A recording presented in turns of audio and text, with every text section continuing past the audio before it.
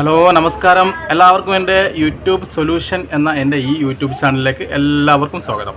അപ്പോൾ ഇന്ന് നമ്മൾ ചർച്ച ചെയ്യാൻ പോകുന്നത് എന്തുകൊണ്ടാണ് നമ്മുടെ യൂട്യൂബിൽ ഒരു കണ്ടൻറ് ഇടുമ്പോൾ അല്ലെങ്കിൽ പലർക്കും റീച്ച് കിട്ടാത്തതിൻ്റെ കാരണങ്ങൾ എന്നാണ്. ഇതിൻ്റെ കാരണങ്ങൾ വലിച്ചു നീട്ടി ഒരു 8 മിനിറ്റ് 10 മിനിറ്റ് വരെ സംസാരിക്കാൻ താല്പര്യമില്ല ഏതായാലും. അപ്പോൾ ഞാൻ വളരെ ചുരുക്കി പറയാം പല കാരണങ്ങൾ കൊണ്ടാണെന്നുള്ളത്. അതിൽ ഒരു കാരണം, ഇപ്പോൾ നിങ്ങൾക്ക് ഒരു പക്ഷേ ഒരു 3 ലക്ഷം ഒക്കെ സബ്സ്ക്രൈബേഴ്സൊക്കെ ഉണ്ടാവും. അപ്പോൾ നിങ്ങളൊരു വീഡിയോസ് ഇടുന്ന സമയത്ത് നിങ്ങൾക്ക് അത്രയും പേരിലേക്ക് ഒരിക്കലും നോട്ടിഫിക്കേഷൻ ഒന്നും പോകില്ല. അതൊന്ന്. അപ്പോൾ എന്തുകൊണ്ട് ഒരു സമയത്ത് നിങ്ങൾക്ക് ഇതേപോലെ നിങ്ങൾക്ക് ഉണ്ടായിരുന്ന മോണിറ്റൈസേഷൻ കട്ടാവുകയും ഒരുപാട് കണ്ടൻറ്റുകൾ ഡിലീറ്റ് ചെയ്യുകയും ചെയ്യുന്ന ആൾക്കാർക്ക് പിന്നീട് ആ ഒരു ഇതിലേക്ക് എത്തിപ്പെടാൻ, അതായത് നമ്മുടെ ഒരു പഴയ ആ ഒരു ട്രാഫിക്കിലേക്ക് എത്തിപ്പെടാൻ ഭയങ്കര ബുദ്ധിമുട്ടായിരിക്കും. അപ്പോൾ അവർക്ക് കണ്ടൻറ്റ് കയറാൻ കുറച്ച് ബുദ്ധിമുട്ടായിരിക്കും.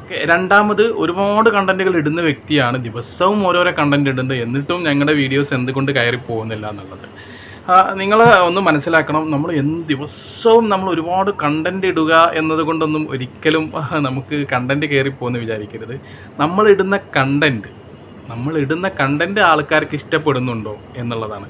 ഇപ്പോൾ സ്ഥിരമായിട്ട് നമ്മൾ ദിവസം 2-3 കണ്ടൻറ്റൊക്കെ ഇടുമ്പോൾ 2-3 നോട്ടിഫിക്കേഷനൊക്കെ ഒരാൾക്ക് ഇങ്ങനെ പോകുമ്പോൾ അവർക്ക് ആ കണ്ടൻറ്റ് ഇഷ്ടപ്പെടണം. അങ്ങനെ കൂടുതൽ ഇഷ്ടപ്പെടാതെ വരുമ്പോൾ നമ്മുടെ നോട്ടിഫിക്കേഷൻ വന്നാൽ അവർ നോക്കുകയില്ല. അങ്ങനെ അവർ നോക്കിയിട്ടില്ലെങ്കിൽ പിന്നീട് അവരിലേക്ക് ഈ നോട്ടിഫിക്കേഷൻ പോകാൻ സാധ്യത കുറവാണ്. അപ്പോൾ ഇടുന്ന കണ്ടൻറ്റ്, അതായത് ഇടുന്ന എന്ത് കണ്ടൻറ്റ് അത് ഇൻട്രസ്റ്റിംഗ് ആയിരിക്കണം. അത് അതാത് ആളുകളിലേക്കാണോ എത്തുന്നത് എന്നുള്ളത് പ്രത്യേകം ശ്രദ്ധിക്കാം. അത് ഞാൻ പറയാൻ കാരണം, നമ്മളിപ്പോൾ നമ്മളൊക്കെ യൂട്യൂബ് ഇങ്ങനെ കണ്ടൻറ്റ് ഇടുന്ന സമയത്ത് അതിലിങ്ങനെ ഒരുപാട് മെസ്സേജുകൾ കാണാം. നിങ്ങൾ കമൻസ് ആയിട്ട് അയക്കുന്ന മെസ്സേജാണ്. അതിൽ ഉണ്ടാകുന്ന മെസ്സേജ് എന്തെന്ന് വെച്ചാൽ, ഞങ്ങളോട് കൂട്ടുകൂടാൻ വരുമോ, എനിക്ക് സബ്സ്ക്രൈബ് ചെയ്താൽ ഞാൻ തിരിച്ചും സബ്സ്ക്രൈബ് ചെയ്യാം. എന്തിന്? അവരൊന്നും അങ്ങനെ കിട്ടുന്ന സബ്സ്ക്രൈബേഴ്സൊന്നും നിങ്ങൾക്ക് ഒരിക്കലും യൂസ് ആവില്ല എന്നുള്ള കാര്യങ്ങളാണ് നിങ്ങൾ ആദ്യം മനസ്സിലാക്കേണ്ടത്. കാരണം നിങ്ങൾ ഇടുന്ന കണ്ടൻറ്റ് ഇഷ്ടപ്പെടുന്നവരൊന്നുമല്ല. നിങ്ങൾ അങ്ങോട്ട് സബ്സ്ക്രൈബ് ചെയ്തപ്പോൾ അവരും ഇങ്ങോട്ട് സബ്സ്ക്രൈബ് ചെയ്തു എന്നുള്ളതല്ലാതെ വേറെ ഒന്നും അവിടെ നടക്കുന്നില്ല. അപ്പോൾ നമുക്ക് ആവശ്യമുള്ള സബ്സ്ക്രൈബേഴ്സിനെ ഉണ്ടാക്കുക എന്നുള്ളതാണ് മെയിനായിട്ട്. അപ്പോൾ ഇത് ടോട്ടലി നമ്മൾ പറഞ്ഞു വരുന്നത് എന്തെന്ന് വെച്ചാൽ, കണ്ടൻറ്റ് കയറാത്തവർക്ക് ആദ്യം ശ്രദ്ധിക്കേണ്ട കാര്യം ഡിലീറ്റിംഗ് ചെയ്ത് കഴിഞ്ഞാൽ പിന്നീട് ട്രാഫിക് പതുക്കെ പയ്യെ നഷ്ടപ്പെട്ടുകൊണ്ടേയിരിക്കും. അപ്പോൾ നമുക്ക് ഒരു ഡിലീറ്റൊക്കെ എപ്പോഴെങ്കിലുമൊക്കെ ഒന്ന് ചെയ്യുക, 1-2 ഡിലീറ്റിംഗ് ഒക്കെ ചെയ്യുന്നതുകൊണ്ട് കുഴപ്പമില്ല. പക്ഷേ ഒറ്റയടിക്ക് ഒരു 6, 7, 8 കണ്ടൻറ്റുകൾ ഇങ്ങനെ ഡിലീറ്റ് ചെയ്യുക എന്നുള്ളത് അവർക്കാണ് ഈ വരുന്ന ട്രാഫിക് നഷ്ടപ്പെടുകയും കണ്ടൻറ്റ് കയറാതിരിക്കുകയും ചെയ്യുക.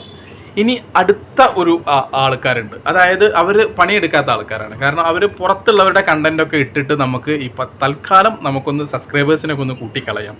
സബ്സ്ക്രൈബേഴ്സിനൊക്കെ കൂട്ടിക്കളഞ്ഞതിന് ശേഷം അത്യാവശ്യം സബ്സ്ക്രൈബേഴ്സൊക്കെ വന്നതിന് ശേഷം പതുക്കെ ഡിലീറ്റ് ചെയ്യാമെന്ന് വിചാരിക്കുന്നുണ്ടാവും. ഒരു കണ്ടൻറ്റ്, അതായത് റീയൂസ്ഡ് ആയ കണ്ടൻറ്റ്, അവരെ ഒരു മെൻറ്റാലിറ്റി എന്തെന്ന് വെച്ചാൽ അവർ ചിന്തിക്കുകയാണ്, ആദ്യം അവരൊരു മോണിറ്റൈസേഷൻ ആയ ചാനലാണെങ്കിൽ അവർ കണ്ടൻറ്റ് ഇട്ട് ഇങ്ങനെ വെയിറ്റ് ചെയ്യും, കോപ്പിറൈറ്റ് വരുന്നുണ്ടോ ഇല്ലേ എന്നുള്ളത് ഇങ്ങനെ നോക്കുകയാണ് അവർ.